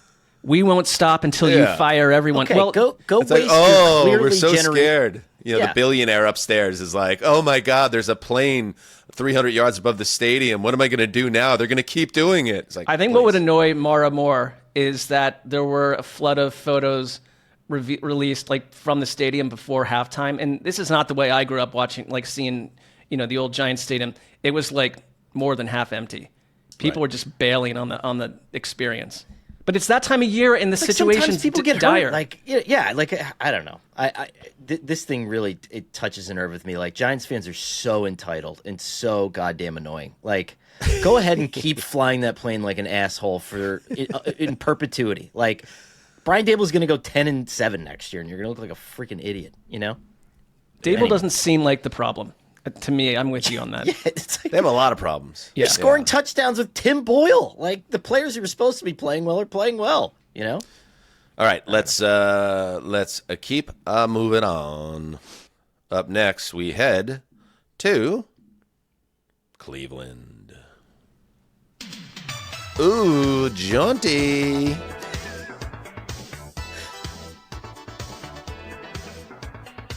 The Chiefs may appear vulnerable in some respects, but here we are in mid-December, and those stubborn SOBs are still sitting on 1 loss. Cue the Jesse Pinkman sound, Gravedigger. Love putting Justin on the spot, the big spot. Scramble, scramble, scramble. Scramble, scramble, scramble. Oh, my God. You can't keep getting away with it! It was on page 14. Sunday was another take-care of business affair for the defending champions, who rode a dominating defensive effort that included 6 forced turnovers and 5 sacks of a certified frazzled Jameis Winston to a 21-7 win over the Browns, who legitimately only play theatrical, enjoyable football if they are in prime time. The biggest story here is the health of Patrick Mahomes. Mahomes suffered what was deemed to be a high ankle sprain on a high-low hit with 8 minutes to play. Carson Wentz finished out the game. Mahomes reportedly week to week is what we're hearing out there, and I think we have some sound. Mahomes on his injury right here. Yeah, I mean, it's hard to say right now. I mean, obviously, still adrenaline rolling, and usually it's kind of the day after when you kind of get a good sense of it. But I feel like I could have finished the game in different circumstances, but I thought the smart decision, I think we talked about, was to put Carson in, and he's played a lot of football, and he finished the game well. You know what you have to do to get back, and I think that's the most important thing. And now we just get back to the rehab part, the treatment part, and try to get ourselves ready on a short week against a good football team. All right. Cue the conspiracy theorists that this is not a real injury. We do know that Mahomes has experience in this realm. He allegedly had a high ankle sprain in the Super Bowl a couple years ago and had an incredible comeback win over the Eagles. So now he's banged up. So it's one more challenge for Kansas City. And I guess, Mark, like when we talk about the Chiefs being vulnerable, the one thing that obviously could knock them out of the Super Bowl mix is if Mahomes exits the picture. But this is also a symptom of another one of their issues that you can't ignore, which is they haven't done a good job protecting Patrick Mahomes. Yeah. He's getting hit a lot, and he got hurt today as a result. So just a little bit more doubt creeps in for Kansas City if you're inclined to look at it that way. Well, look at the Super Bowl they lost to the Bucs, and that came off of having issues at both tackle positions, and they have him again. He's been hit a lot the past couple of weeks. I think it's probably taken a toll on his body. I don't know how serious this is, but he was legit hobbling around, and they've had to take Joe Thuney and move him from guard to tackle, and they kept Myles Garrett very quiet in the first half, and then Garrett had what looked like a scary eye injury, but Garrett came back in the game and had 7 pressures on 20 pass rushes in the second half, and that's when all this went down. So, the Chiefs find a way to win, but they win 21-7 against a Browns team that had 4 interceptions, a fumble, and a few big special teams issues. It's look at, the Browns, I don't know if I watched a team all day that was we want you to win. We want to help you. We don't need to do this. And I'm watching the defense play really well for the most part in a bad situation, and an offense that cannot get out of its own way. And it's Jameis Winston went from being one of the better, I guess, stories, we like the personality, to and maybe sort of a fascinating concept of maybe sticking around in the offseason too. I think you're playing yourself out of any future starting gig anywhere. It's too much of a liability. My feeling on this, I shared it after that Thursday night game. It's kind of the best possible situation to help Browns leadership have a clear-eyed view, because I don't think Jameis Winston should be anybody's long-term answer at quarterback. Right. I think he's up to 12 interceptions, and he took over the job in week 8. The guy he has 12 giveaways since week 12. He's an iconic, since week 12 alone, the most in the NFL. He's an iconic player in terms of being careless with the ball, and some of the interceptions are just they're grotesque, but they're also beautiful, and how horrific they are in terms of decision making. The one he threw into double coverage, it's how do you not see that? I thought you got LASIK. He throws the ball up for grabs way too much, and you can't roll with that guy beyond more someone that could be a figure of entertainment on the right night. So there's that end of it for the Browns. And the only other one I want to just touch on quickly here before we move is, by the way, Jameis got benched in this game. I should mention that. Right. And after the game, Stefanski didn't necessarily say we're rolling with Jameis next week. Dorian Thompson-Robinson is a former 5th-round pick last year, and I wonder if they're going to take a look at him with nothing to play for. Jerome Ford for the Browns went over 100 scrimmage yards in this game, including a 62-yard touchdown where he turned on the juice and was yeah, you don't see that from the other guy who happens to be one of the best running backs in the league, and Nick Chubb, and Chubb got hurt again today. He broke his foot, yeah, and his season is over, and it was a difficult season for Chubb. I just want to give the floor over to Stefanski to explain what's going on with Nick Chubb. I've told you guys this before, but I've gotten to have a first row seat to what he's been able to do. I can't tell you how much I respect him as a person, what he means to this football team. So really, really disappointed about this injury. Does not change the fact that he's continues to inspire this football team with how he approaches every single day. And I know this is just another obstacle that he will overcome. Mark, that is obviously Chubb has so much respect of everybody in that locker room and was one of the best players in football before the knee injury last year. You just wonder what his future holds after 2 kind of nightmare years for him. Yeah, and I mean, he had major knee surgery and damage and injuries going back to college, so he didn't look like the same guy. This doesn't help. And I think, it's another months of loneliness, because I think that's what you hear from these guys, that when you're rehabbing, you're alone. And it's just Chubb, it's 2 lost years in a row for someone who was the heart of the team. And they haven't had a heart since then, outside of Myles Garrett. They just have not. All right, let us move on. And, we'll keep an eye on the Mahomes situation. We'll have an update after Monday Night Football tomorrow, most likely. But he was pressured 21 times before leaving this game. So the Chiefs, I'm telling you, 12-1 or whatever, 13-1. What are they now?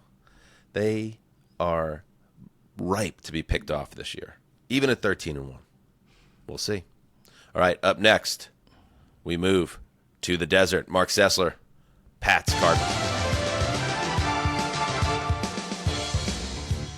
Can a podcaster living in a rental apartment harness the power to curse a pro football team? Not when that team is facing the 2024 New England Patriots.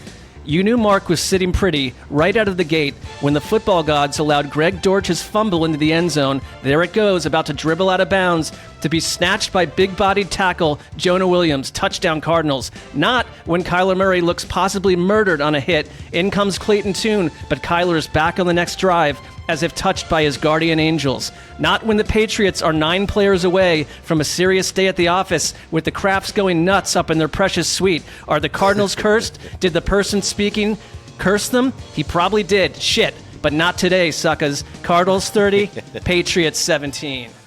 Hey, had to get it, needed it, and to the Cardinals' credit, Mark, and it was the ultimate test of the curse, because if they would have got beat by the Patriots in their building, you knew the wheels were off. So they take care of business. You mentioned the suite, the precious suite of the Crafts. Do we have that clip, Justin? Jonathan Kraft, Bob's son, and the other, big guy in that organization. At one point in the first half, you could see him mouth the words, "Play calling is terrible." And he's just being, you wonder, again, we talked about the coaching staff in New England, if they are safe, that does not look like a happy, precious luxury suite. There was also, after the game, someone asked Gerard Mayo about why Drake May wasn't running on a goal line play, and then he said, "Well, you said it." And so that's just as clear of an indication as anybody is. That's just hurling your offensive coordinator under the bus. And he did a nice, Alex Van Pelt had a good chunk of the season. And all of a sudden, everyone's just turned on the poor guy. I'd also say that hidden inside this ridiculous loss, that Drake May, and I don't know how else to say it at this point. I don't know why they're so upset up in the suite, maybe in a particular moment, but he just looks to me like something that you absolutely build around. So I think that raises even more questions about what's the best player we can get for this guy that looks real. He had a drive and a couple of throws down the stretch they were hanging around. I wouldn't say hanging around.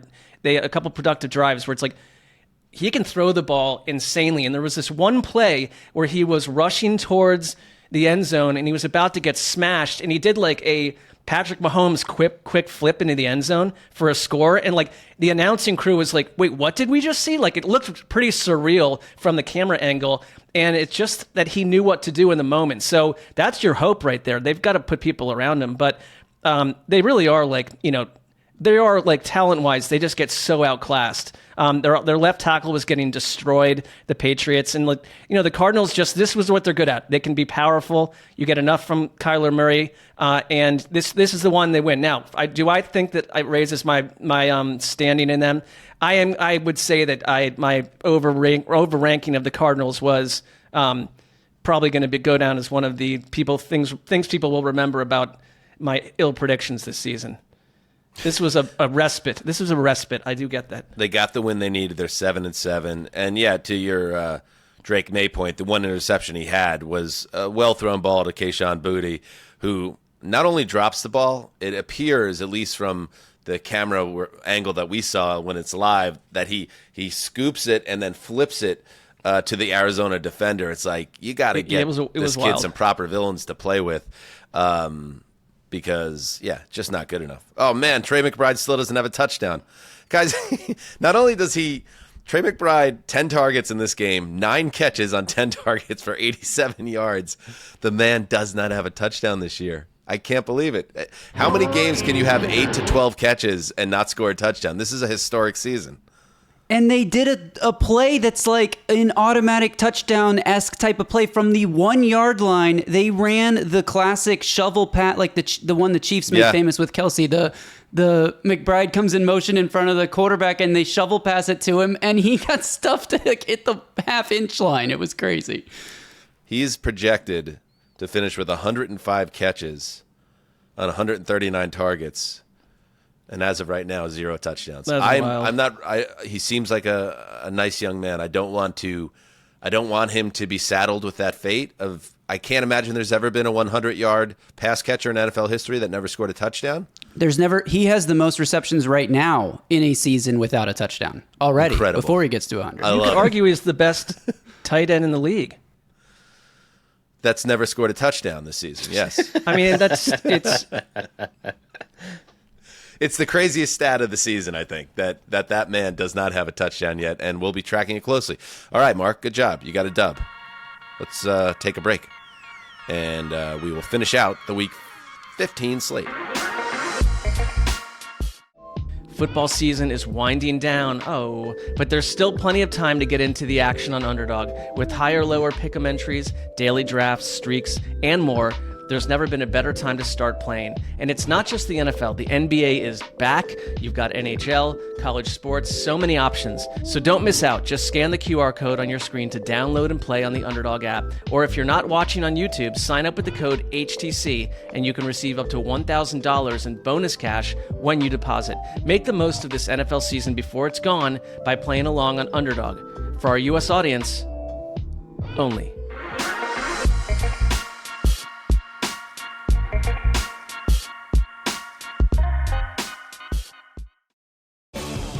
When it comes to towing, seeing is believing. That's why Chevy Truck's advanced camera technology offers up to 8 available cameras for 14 unique views, so you can focus on the view that really matters. Chevrolet, together let's drive. Learn more about Chevy Trucks at Chevy.com. Safety or driver assistance features are no substitute for the driver's responsibility to operate the vehicle in a safe manner. Read the vehicle owner's manual for important feature limitations and information. This episode is brought to you by NFL Sunday Ticket on YouTube TV. There's a lot to be thankful for this season. For one, I'm thankful you can get NFL Sunday Ticket on YouTube TV right now for only $209. It's exactly what you need as we head right into the playoffs.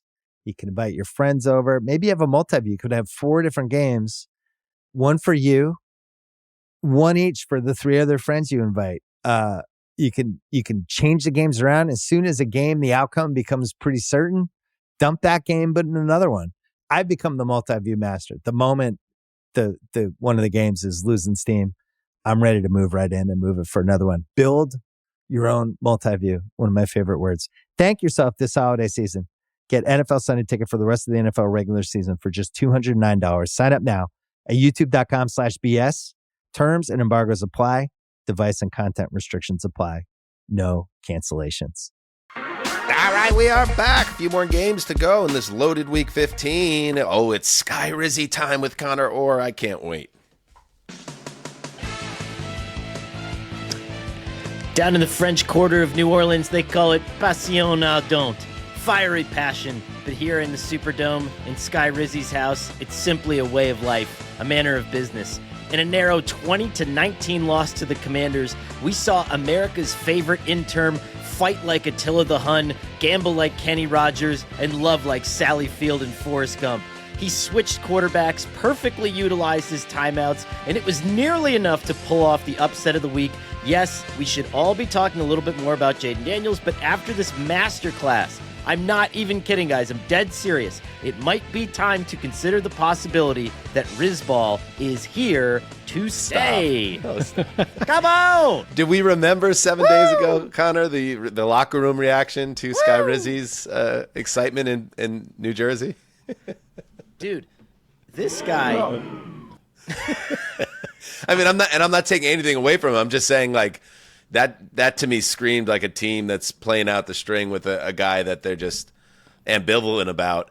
But tell us why you find him to be a gifted game manager, or what where are you getting at here? I mean, everything. So the whole thing. So that you start Jake Haener in this game, and it was an absolute disaster. He was under pressure, put himself under pressure, basically on all of his dropbacks in the first half. I think he put himself under pressure with his photo shoot that came into this week. I mean, some of the greatest, most manicured eyebrows I've ever seen. That's true. But at halftime, Darren Rizzi had said, during the week, I also gave Spencer Rattler the full buffet of the play calls, and I watched him. I watched how he was handling everything, and I thought that there was a chance that he could give us a spark. In the second half, Spencer Rattler neutralized the Commanders' pass rush, and I will say this. We can get to the gentle caressing of Jake Haener's hair at one point by Rizzi that just showed the love and the look at this. So many levels to him. Oh, wow. Look at the squeezing and the va-va-voom. Yeah. I mean, this is a guy the who father cares. and a toddler almost type move Yeah. there. Right. That looks like a guy's been staring at the Jake Haener photo gallery all week. Okay. But here's what really impressed me. So the Saints' pass defense today were like berserkers, 8 or 9 sacks. Like they had one of their best games of the season against Jaden Daniels. But at the end of the game, it's within a touchdown, and he perfectly utilizes his timeouts because he starts them early, and then he backstops himself where the 2-minute warning ends up being the third timeout. Then you get the ball back for a touchdown drive, and what you can do that the Commanders weren't prepared for was run a ton. And so they were gashing the Commanders with the run, set themselves up for the game-winning touchdown. And I love the cojones to go for it for 2. He said after the game, he was like, I know the axiom, right? When you're at home, you take the points. When you're on the road, you go for 2. But he's like, I believe in these guys. And I loved it. I thought they responded to him. I thought they played well for him. And I'll just say, in a general sense, he manages games better than 15 of active head coaches in the NFL right now. He knows what he's doing. I should point out that Sky Rizzi and the Saints were helped by a pretty big mess up by the officiating crew with the clock, huh? Well, the clock manager in this game was completely asleep at the wheel because there was 2 clock-related disasters. Or he was high on cocaine. Might have been. He may have been that is the guy. Correct. Yeah. Mark's reporting. High as balls over here. So at the end of the third quarter, I think it was, the Commanders were lining up for a field goal, and Rizzi is over by the officials because he's thinking about challenging a play that happened the play before. And he said he's literally talking to the official, and he goes, quarter's going to end, quarter's going to end, quarter's going to end, and the clock hits 0. 6 more seconds go off the play clock. They allow the Commanders to take a field goal. He misses. And then the officials go, oh, we missed it. The quarter ended. And he was allowed to kick again at the start of the next quarter. And Rizzi is like, I've been coaching kickers for 30 years. If you give a guy a crack at it and he misses, he's going to hit the second one. Sure. And so he flipped out, and he went after the officials in his postgame, which I loved. And to a point, well, it wasn't aggressive, but he got asked another officiating question because 3 points were taken off the board on kind of a ticky-tack field goal penalty. And he said, well, I'm done talking about this because I'm already on thin ice. But the Rizzler, man, I love it. I love every minute of it. And my question to you is, and the reason I said this, who the hell are the Saints going to get that's any better than this guy? He's winning games. He's coaching well, and you get to keep Clint Kubiak, who, again, there was a point where they had 2 other players on this team that had more touchdown passes than Jake Haener in the first half. He was pulling it all out of the bag of tricks. This is a decent coaching staff. I always wonder if Mickey Loomis would be like, well, it's just easier to keep this guy than do an actual coaching search. But it's so much easier than humiliating yourself because, like, and no offense to Darren Rizzi, like, I think he's a good head coach, but, like, who the hell is going to want this job? Like, I don't want to say, you know what? I don't want to say anything else because I love so this passionate version of about Connor that views right. Sky Rizzi as a cross between like 1966 Vince Lombardi and 2007 Bill Belichick. So I will say nothing other than I agree. I believe they should give him a 15-year extension. Please. And install him. Rip off that interim label. And the locker room's reaction after the extension is announced would sound like this. Okay, get all those guys and send them out of town. I want people who are going to play for the Rizzler in my building. Let's go. There you go. I love it. I love it. By the way, did you address the clock situation though? I know you mentioned the one with the field goal, but so Spencer Rattler hits Foster Moreau, tackled at Washington's 1 yard line with 9 seconds remaining. It stayed at like 9 seconds for like 4 seconds. Side judge Jim Quirk ran to the ball and signaled for a clock stoppage, and the clock was stopped for at least 4 seconds and possibly 5. Yeah. And that allowed the Saints to spike the ball.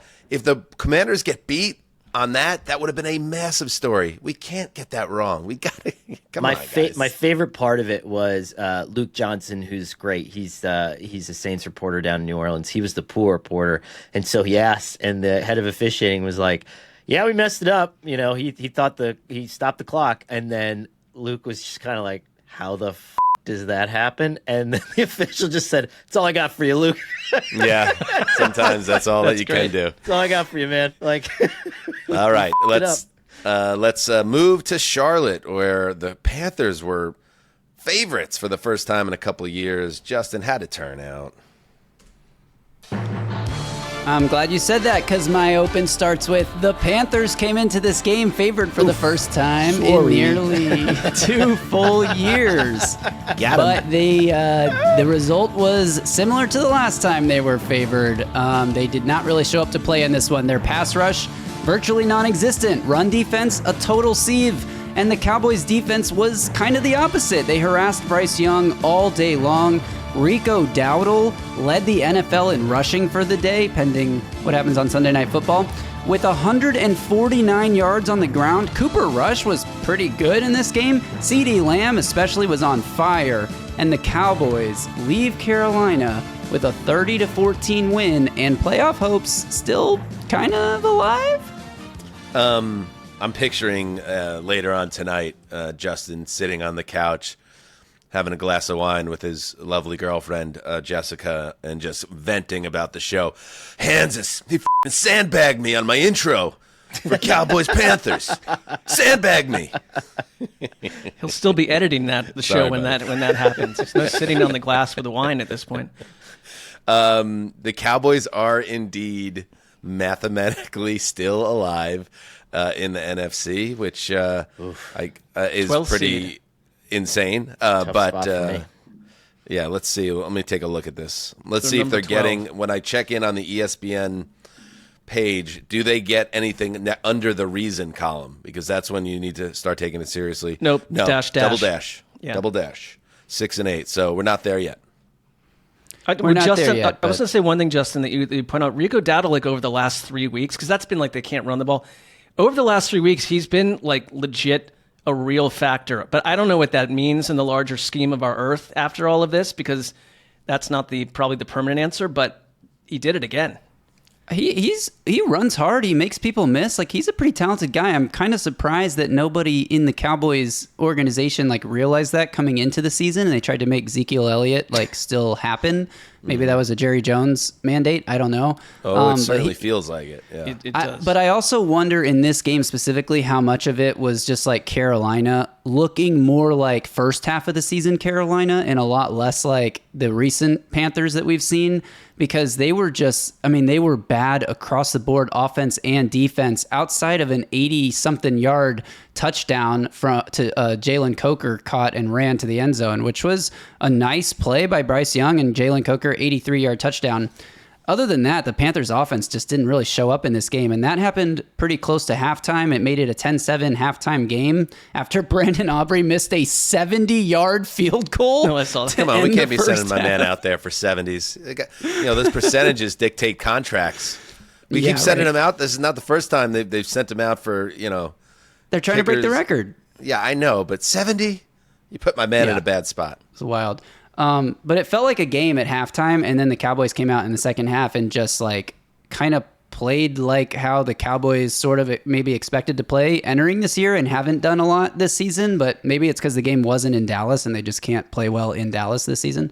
But yeah, the Panthers defense it was not good on any level. It made all these guys for Dallas look better. Cooper Rush, Rico Dowdle. I don't want to say it made CeeDee Lamb look better, but it made him look better than he's looked most of this season. Lamb is he's coming off now back-to-back good games, and doesn't help me anymore because my fantasy team went up against Lamar Jackson and Josh Allen today. Wait a minute. CeeDee Lamb has not good. CeeDee Lamb 9 for 116 and a touchdown. His chemistry with Cooper Rush was slow to start, but and let's give Cooper Rush some credit. 18 to 29, 214, 3 touchdowns, no picks. He's been pretty good, actually. Did that and last certainly, year. I think, the right play over Trey Lance. Oh, no doubt. He was good today, but again, the Panthers could not muster up a pass rush to save their life in this one. So he had all day to sit in the pocket and pick them apart, which credit to him for doing that. But again, I don't know what happened to the Panthers today. Maybe they saw the game spread before they came in and they were like, oh, we're favored to win, so we don't have to try as hard. I'm sure that's not what happened, but it felt a little bit like that may have been. Yeah. All right. I think we can move on from this game and give us one more. Let's head to Nashville because I know you have thoughts. What a game! 10 combined turnovers. 223 combined penalty yards. A fumble returned for a touchdown that actually wasn't because Jordan Battle refumbled the ball out the back of the end zone and gave it back to the Titans. A 366-pound defensive tackle picked up a fumble, stiff-armed Alex Kappa to the netherworld and rumbled for 30 yards. Joe Burrow, 2 interceptions. Will Levis, 3 interceptions over the span of 4 pass attempts, including a pick 6.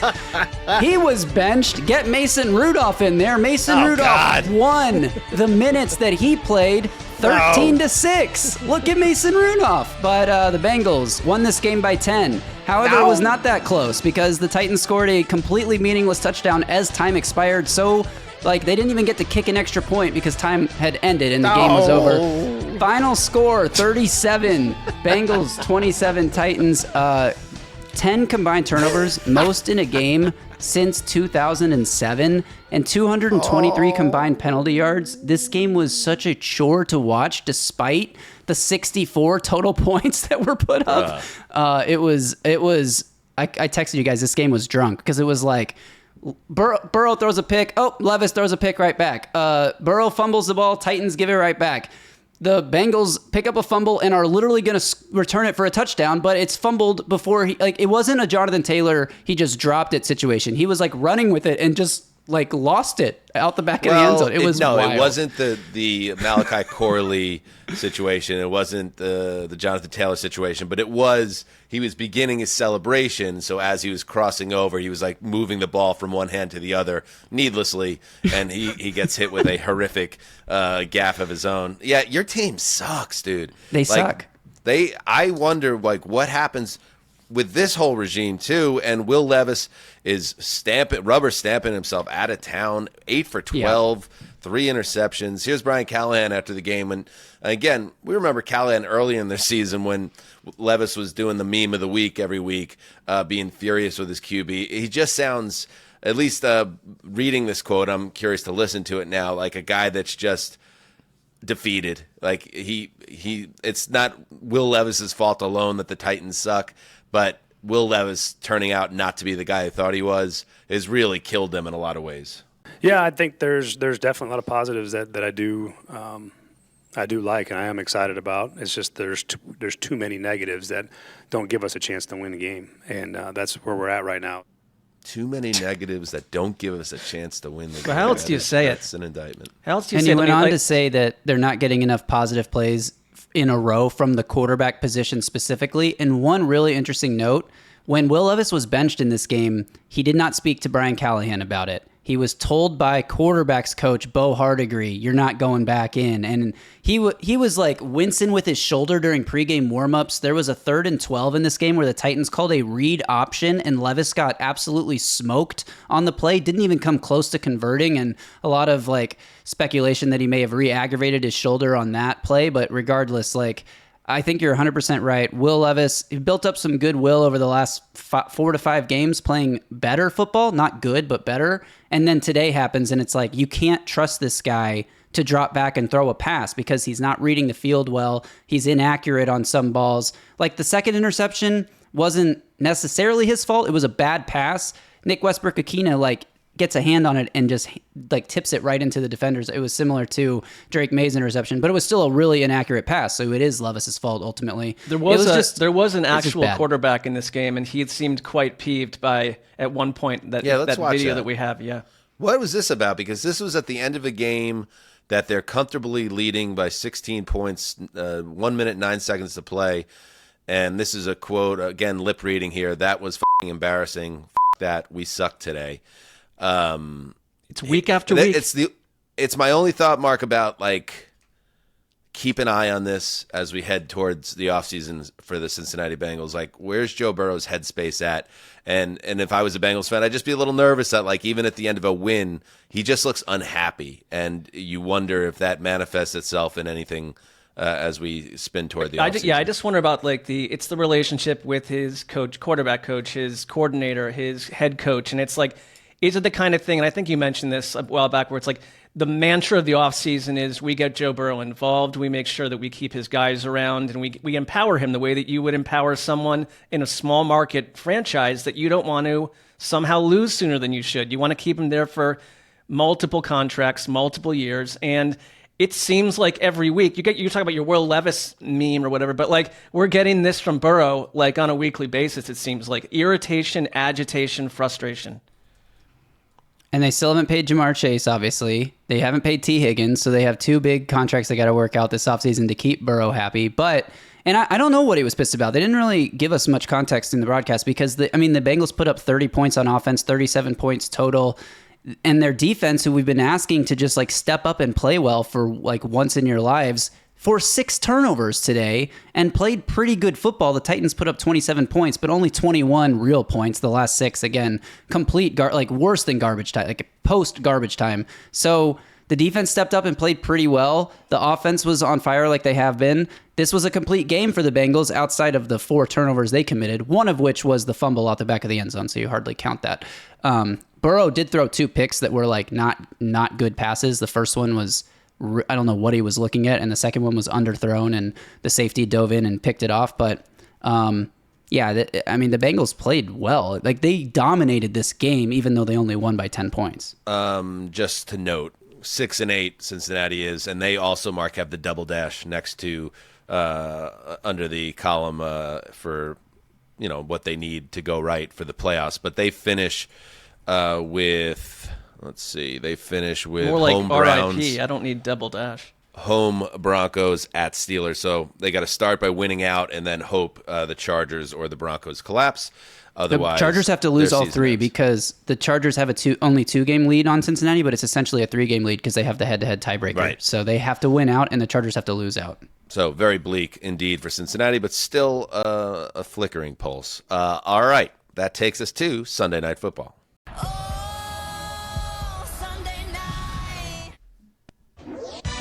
Oh, the Green Bay Packers.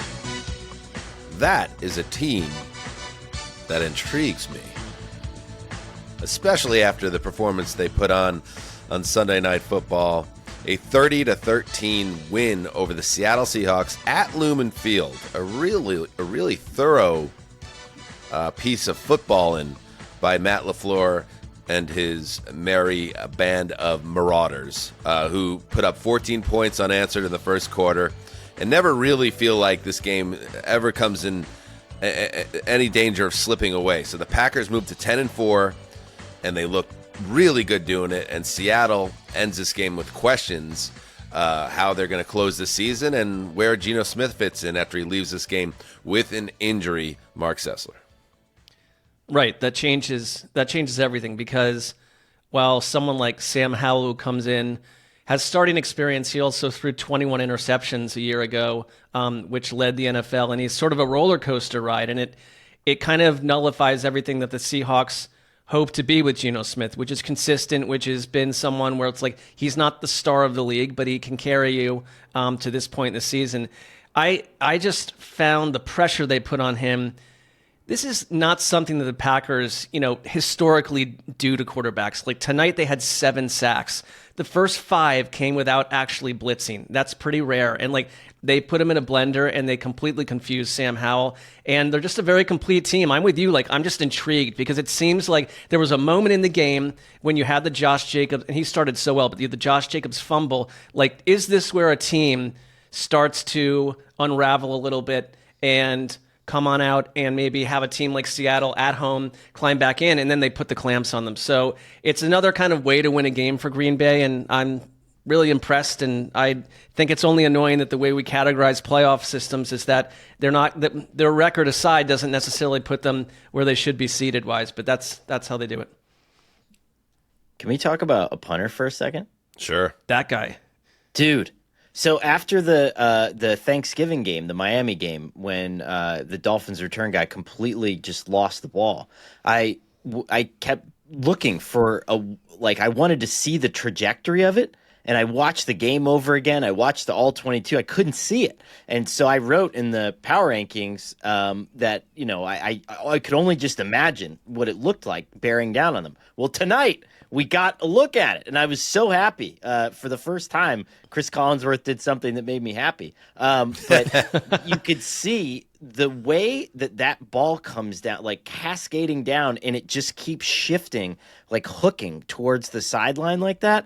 That is going to be a deadly weapon in a cold night game. If they can possibly get an opponent at Lambeau Field at some point in the postseason, look out. I mean, that is how many tactical just mistakes have we seen this week already? Two guys this week dropped balls before they walked into the end zone. There was a huge fumbled punt in the Steelers-Eagles game that could have turned the tide of that game. And it's just we're looking at these little moments, and it's this guy is just he's weaponized at this point. Sometimes when a game slips away in terms of being good theater for the telecast, you'll see that telecast get kind of exposed and you kind of drag into the finish line. One of the good things about, and I am a fan of this team, Tirico and Collinsworth, in fairness, but they get to dig into their bag of tricks, in case of blowout, start talking about this stuff. And you'll get good nuggets like that, and the great look at the ball and how it was curling around his foot. And I thought Collinsworth, did a good job explaining why that makes it difficult for the returner. Yeah, seasons can be decided by something like a muff punt, and Green Bay, they just feel, Mark, very dangerous to me. And I think they mentioned on the telecast as well, and something I agree with. They don't need to be in Lambeau Field for me to think that they can make a lot of noise in the playoffs. If they end up being the wild card, which is a pretty good chance, this is not a team that I want to see, just like the Cowboys didn't want to see him last year. I think this team, with Jordan Love playing now in a much cleaner version of football, and the balance that they have, and the way the defense is so much better than it's been in the last couple of years. This, in an NFC where we just saw the Lions get lit up like a Christmas tree again by another contender, the Packers have a shot in this conference, and it makes it exciting when you think about January football. Yeah, it matters where you are now, and the Detroit of September I wouldn't have felt that way about, but I'm watching also a Packers team with, they mentioned tonight, they've got a bunch of people that are not playing right now, like a Jair Alexander and other players like that. Edgar and Cooper, who's the rookie linebacker out of Texas A&M, and had an interception, almost had a sack. These are young players that are growing up before our eyes, and then we've talked about the offensive side of it so much that it's kind of all happening at once. I think it'd be structurally hard to keep everyone 2 or 3 years from now, but this is how Super Bowl teams occur and NFC Championship teams occur, with young guys filling in their role in December and January. So they're really well coached on both sides of the ball. You've got these secret weapons like Connor's mentioning, scientific things that come from like deep space, and a lot of good young players. It's kind of like, all right, this is why they're scary, and it's very tangible and very real. One thing I think you can tell, and I watched a couple of their games back to back the other day, and the rise of Josh Jacobs and the violence in the way that he runs, it completely plays against the opposing linebackers now, because the play action is so much better even than it was at the beginning of the season. And you're getting linebackers that are sucked up almost to the line of scrimmage, because that's the violence that you have to meet Josh Jacobs with. And it's just opening massive swaths of field, that Jordan Love can use to complete easy passes. It was there earlier in the season, but I promise you it's so much different. If you go back and you watch play action the first couple weeks in Green Bay and you watch it now, it's different, and it's going to mean something in the playoffs, I'm telling you. And I love the Packers' aggression in this game. They win the toss to start the game. They elect to receive, and then in their first 4 possessions, they score. They go on drives of 63, 80, 51, and 83. This is a Seattle team, and of course, entered this game on a 4-game winning streak. But you would not think that as you watch this, and it kind of gets the rubber stamp with that. A beautiful catch by Romeo Doubs in the back of the end zone, scooping it off the turf with 4:49 left to make it a laugher. And the Geno injury now is the thing that we watch, and Justin is checking out Twitter. We're recording this just a few minutes after the game ended. It was a knee injury. He was hit low with 7:12 to play, I believe, in the third quarter. And he left the field, came back at one point, warmed up, and it looked like he might be going back in the game. But he ended up retreating back to the bench with his knee heavily wrapped.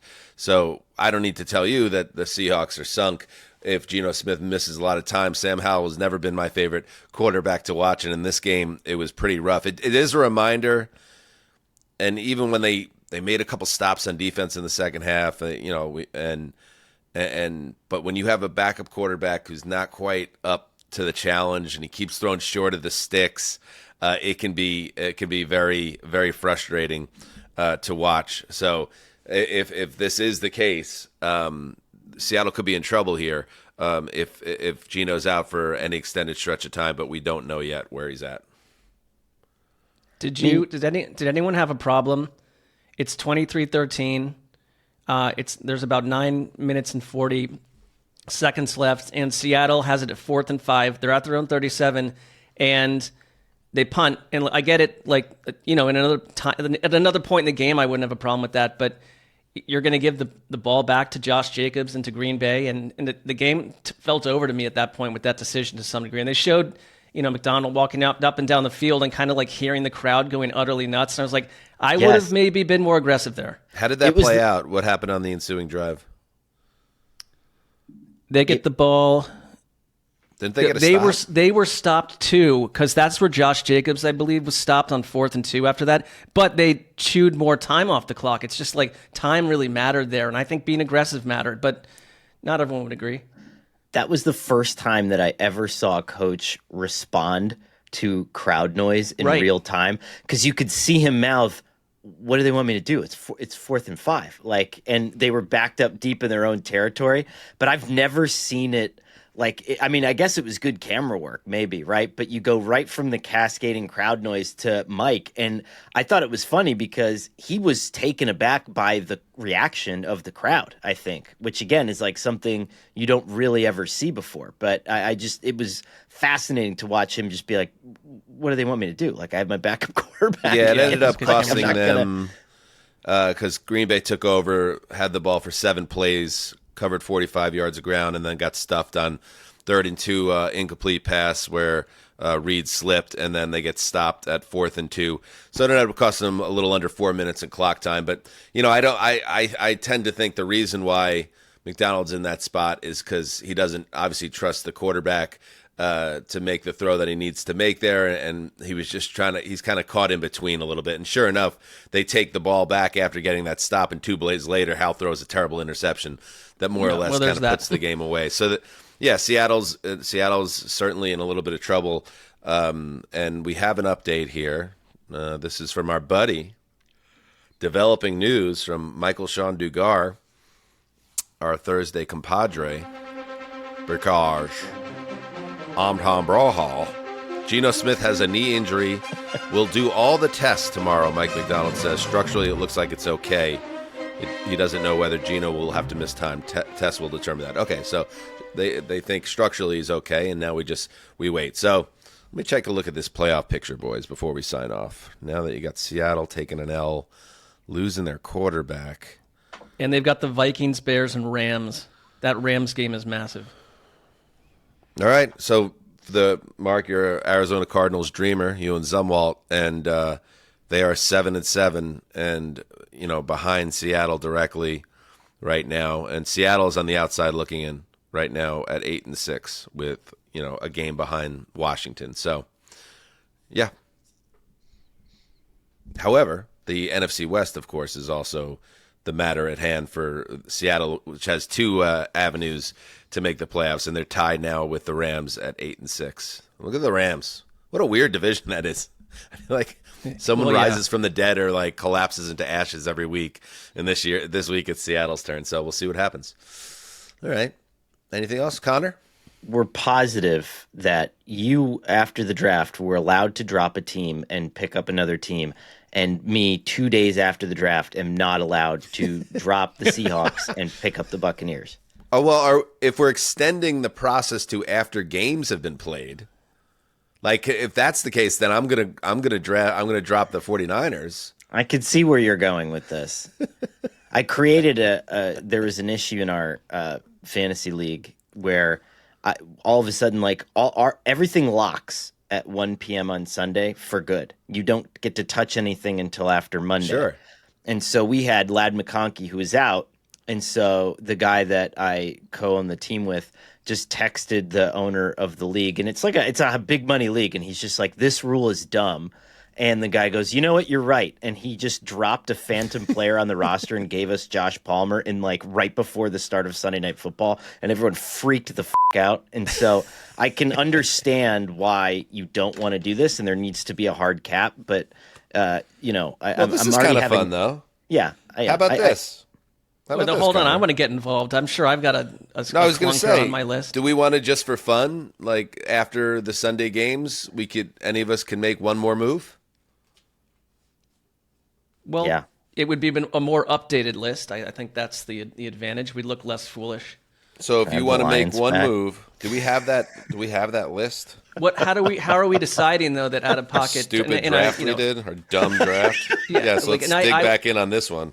I root for Connor's success, but why do we assume that Connor would make the first switch here? Like, would we not randomize that? I had to take the. Oh, that's fair. That's fair, Mark. Connor did have the last pick in a draft that was only 3 rounds. So even though we did snake it, like he only got to pick first in 1 round, and he had to pick last in 2 rounds. That's a reasonable. I found my data points for some reason. There's a line from Mark Gastineau on the top. Some reason. I'm going to get my sack back. Mark has the Lions, the Vikings, and the Ravens, right? The Lions. Yeah, you guys traded the Ravens and the Vikings. The Texans. So. I don't need to touch that at all. Okay, and Connor, you have the Packers. That's looking good. The Steelers, not so good, and the Seahawks. Woofa. Dirt nap. Can I just get the Bucs instead of the Seahawks? I would approve that. Like I would approve that. Oh, yeah, sure. I don't think the Bucs or the Seahawks are going to win the Super Bowl, and therefore I don't have an issue with you swapping it. It just looks better. And what I'll do is we'll just completely erase any memory of my 49ers dalliance, and I will reassume control of the Commanders. Okay. And I drafted extremely well, so I'm going to stick with exactly the 3 teams I have: Chiefs, Eagles, Rams. I'll give you something else to stick. Ayy. Right up the old keister. Ayy. Like this? Stick it up the guy's ass, which I've done. I've done it, and I'm not ashamed. All right, reminder, in addition to this midweek show, having the Conor Orr Holiday Spectacular, Hallmark Holiday Spectacular, also the live stream of our Holiday Touchdown, A Chiefs Love Story. I cannot wait to watch this film. No. And we're going to do it live with the viewers. www.patreon.com/heed the call. So make sure you sign up in time for Wednesday when we do that. And we'll see you for Monday Night Football. A game between what teams, Mark? Well, there's multiple games, so where do you want me to start with that? Oh, Christ, you're right. We got the Bears visiting the Vikings and a second game. Oh, The Falcons and the Raiders. I know, I'm just not mentioning Falcons that and Mark handled that perfectly well. We don't even need to reference it. It's Fugazi, and we see what you're doing, 345 Park Avenue, and we don't like it. We don't. All right. Good stuff. Thank you to everybody for watching. Yeah, Fugazi, it's a wazi, and listening. It's a woozy, fairy dust. It doesn't exist. It's never landed. It is no matter. It's not on the elemental chart. It's not fucking real. Okay, Matthew. All right. Signing off for everybody and Matthew McConaughey. Have a great night, and on we go as we start to edge toward Week 16. Can you believe it? All right. Till next time. Heed the call.